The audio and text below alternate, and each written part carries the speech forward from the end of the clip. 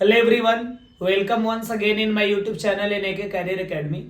तो देखिए, अभी हम लोग क्लास 10th के मैथ्स को पढ़ रहे हैं, जिसमें आपको एनसीईआरटी से एक्सरसाइज 6.5 पढ़ाया जा रहा है। और इस वीडियो में हम आपको 11 और 12 नंबर ये दो क्वेश्चंस को समझाएंगे। तो आइए सबसे पहले 11 नंबर क्वेश्चन को देखते हैं। यहाँ पे कह रहा है कि एक हवाई जहाज है जो एक हवाई अड्डे से उत्तर दिशा की ओर, ठीक है, 1000 किलोमीटर पर आवर की चाल से उड़ता है। इसी समय एक अन्य हवाई जहाज उसी अड्डे से पश्चिम की ओर 1200 किलोमीटर पर आवर की चाल से उड़ता है। तो डेढ़ घंटे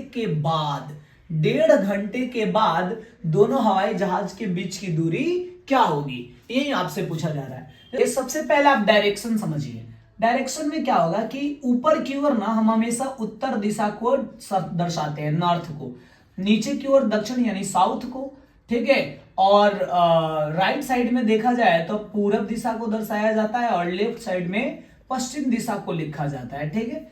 अब यहां पे समझिएगा ध्यान से, एक हवाई अड्डा है, जैसे मान लीजिए कि यहां से इस अड्डे से, इसका नाम लिख देते हैं बी, बिंदु बी मान लिए, यहां से एक हवाई जहाज उत्तर की ओर उड़ रहा है। तो यहां से उत्तर डायरेक्शन में, दैट मीन्स ऊपर की ओर आपको जाना होगा। और ये यहां तक उड़कर आया हवाई जहाज, इसका स्पीड कितना है, 1000 किलोमीटर पर आवर। तुमने लिख दिया 1000 किलोमीटर पर आवर। और ये 1.5 घंटे उड़ान भरा है, तो ये टाइम भी यहां पे हम इंडिकेट कर दिए, 1.5 घंटा। अब देखिए, उसी हवाई अड्डा से एक और जहाज है जो पश्चिम दिशा की ओर जाता है। इसी अड्डे से ये पश्चिम डायरेक्शन की ओर, पश्चिम दिशा की ओर जा रहा है। और डेफिनेटली थोड़ा सा ज्यादा लॉन्ग डिस्टेंस ये चला जाएगा, क्योंकि इसका स्पीड कितना है, 1200 किलोमीटर पर आवर। हालांकि यह भी 1.5 घंटे ही जो है उड़ान भरता है, यानी समय इसका भी 1.5 घंटा ही दिया हुआ है। और यहां तक ये पहुंचा। अब क्वेश्चन में कह रहा है क्या कि 1.5 घंटे के बाद एक हवाई जहाज यहां है, एक हवाई जहाज यहां है, तो दोनों हवाई जहाजों के बीच की दूरी क्या होगी। तो यही डिस्टेंस है ना, दोनों हवाई जहाजों के बीच की दूरी जो हमें फाइंड करना है। तो जरा सोचिए, ये 90 डिग्री का एंगल यहां पे बनेगा, बिकॉज एक ऊर्ध्वाधर गया है और एक पश्चिम डायरेक्शन की ओर गया है, ठीक है। तो यहाँ 90 डिग्री का एंगल बनेगा। और पाइथागोरस प्रमेय कहता है कि 90 डिग्री के सामने वाला जो भुजा होता है उसको हम कर्ण कहते हैं, ठीक है। तो सबसे पहले तो आप एक काम करेंगे कि यहाँ पे ए बी फाइंड करेंगे। ए बी बराबर क्या होगा, ए बी का मतलब क्या कि यहां से यहां तक का डिस्टेंस, यानी पहली जहाज द्वारा तय की गई दूरी। तो दूरी बराबर होता है चाल गुणे समय।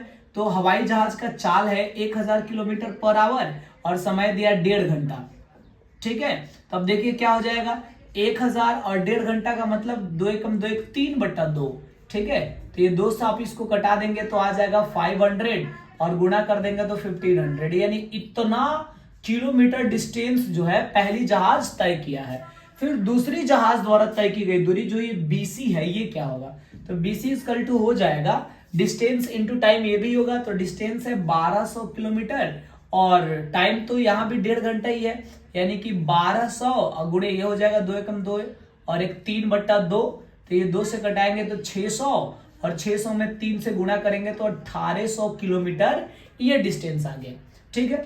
अब यहां लिखते हैं ट्रायंगल ABC में पाइथागोरस प्रमेय अगर यूज किया जाए तो हमें ये डिस्टेंस फाइंड करना है, दोनों जहाजों के बीच की दूरी यानी AC निकालना है। तो आपको पता है कि AC कर्ण है, तो कर्ण का स्क्वायर बराबर लंब का स्क्वायर प्लस आधार का स्क्वायर, ठीक है। तो बताइए AB कितना है, तो AB हम फाइंड किए 1500, तो इसका स्क्वायर। BC कितना है 1800, तो इसका स्क्वायर। अब 1500 का जब स्क्वायर करेंगे ना, तो 15 का स्क्वायर होता है 225 और ये 2 जीरो है तो स्क्वायर में 4 जीरो आएगा। 1800 का स्क्वायर करेंगे ना, तो 18 का स्क्वायर 324 और ये 2 जीरो है तो इसके जगह पर 4 जीरो आएगा। अब इसको हम जोड़ लेते हैं, इधर 4 जीरो इधर 4 जीरो, तो ये जुड़ गया 4 जीरो। फिर कहा जा रहा है 4 और 5 9, 2 और 2 4, 3 और 2 5, ठीक है। ये इतना हो गया। अब हम आगे चले तो यहां लिख देते हैं AC। अब खुद से सोचिए, AC पर स्क्वायर है, यहां से स्क्वायर हटाएंगे तो इधर रूट हो जाएगा। अब इसके जगह पे हम क्या लिख सकते हैं, तो सीधी सी बात है, हम इसके जगह पे देखिए, ये आसानी से आप इसको 9 से डिवाइड कर सकते हैं, 9 से। तो 9 से ये डिविजिबल है, तो 9 इंटू 549, 549 कोई कटाइए तो 9 छक्के 54 और 9 एकम 9, इतना हो गया 61 और इस पे 4 जीरो है, यानी कि फिर इंटू में 1 पर 4 जीरो हम दे सकते हैं। ठीक है, अब क्या हो गया, AC इज इक्वल टू 9 का वर्गमूल 3 और 4 जीरो है तो वर्गमूल में 2 जीरो आएगा, तो 3 पर 2 जीरो यानी हो गया 300, और ये 61 का वर्गमूल नहीं निकलेगा तो आपको ये ऐसे ही लिखना पड़ेगा, यानी कि इतना किलोमीटर जो है दोनों हवाई जहाजों के बीच का डिस्टेंस हुआ।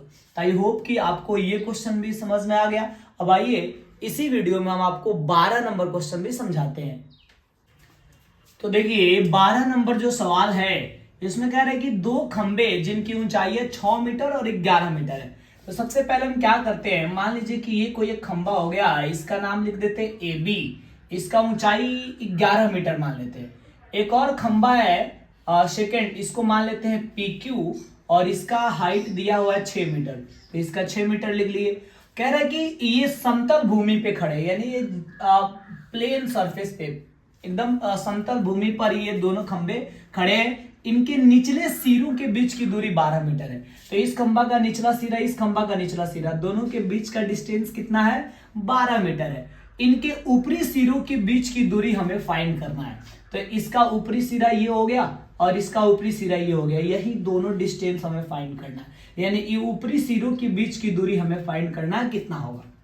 तो सबसे पहले क्या करते हैं कि जो BQ है ना, इसके पैरेलल यहां से एक लाइन खींचते हैं, BQ के पैरेलल एक लाइन खींचते हैं। डेफिनेटली ये जमीन के साथ, समतल भूमि के साथ एक खंबा 90 डिग्री का एंगल बनाएगा यहाँ पे, और चूंकि ये समांतर खींचे हैं तो कॉरस्पॉन्डिंग एंगल आप पढ़े हैं, समतल संगत कोण, उसी कोण से ये भी 90 डिग्री का हो जाएगा।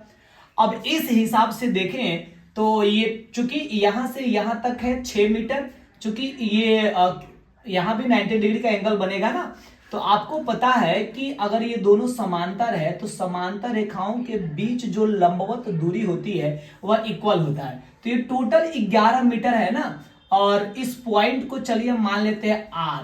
ठीक है, तो अब क्या हो जाएगा, ये PQ जो कि 6 मीटर है, इसलिए ये RB भी कितना हो जाएगा, 6 मीटर हो जाएगा, क्योंकि ये दोनों डिस्टेंस इक्वल होगा। ये समांतर रेखाओं के बीच की लंबवत दूरी है, इसलिए बराबर होगा।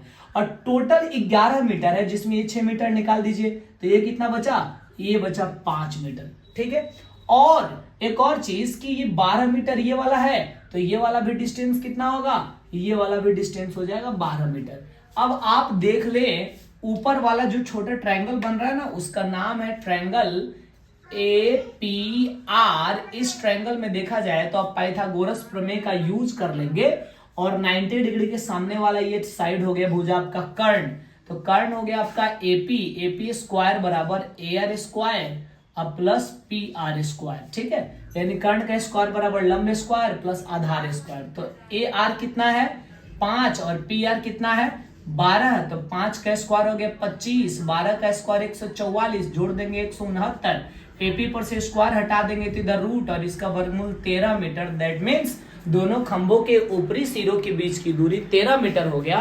तो आई होप कि आपको यह भी समझ में आ गया होगा। अब अगले वीडियो में हम आपको इसके नेक्स्ट क्वेश्चन को समझाएंगे।